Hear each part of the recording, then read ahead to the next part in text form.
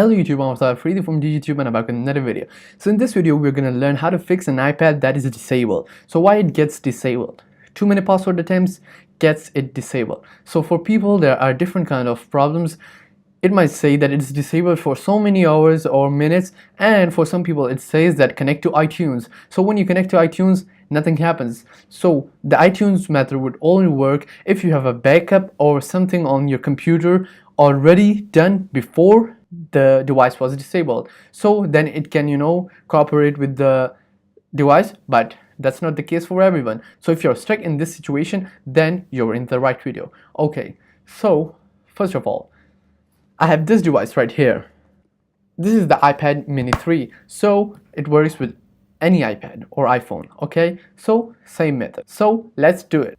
Okay, so sit down to your computer and take your iPad, and you see this, connect this to your computer and press and hold the home button and the power button. Keep holding until the screen is black. Wait 2 seconds and leave the power button and keep holding the home button. You will see something pop up in iTunes saying that the iPhone is contacting the update server or something.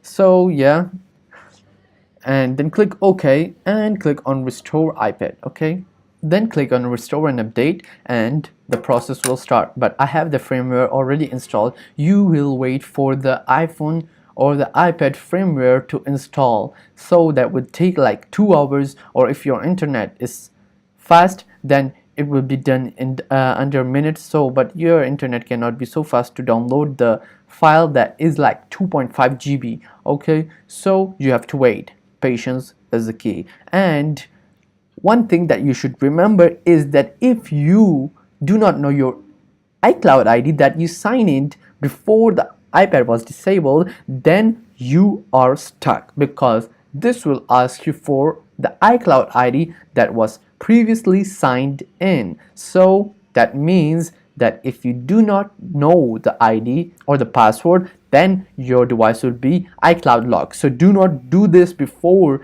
you make it sure that your iCloud ID is known by you. So after all these loadings are done, you will see the hello screen. Okay, so this is how we do it. This is the tutorial. So if you like this video, give it a thumbs up and subscribe for more videos like this. Peace out.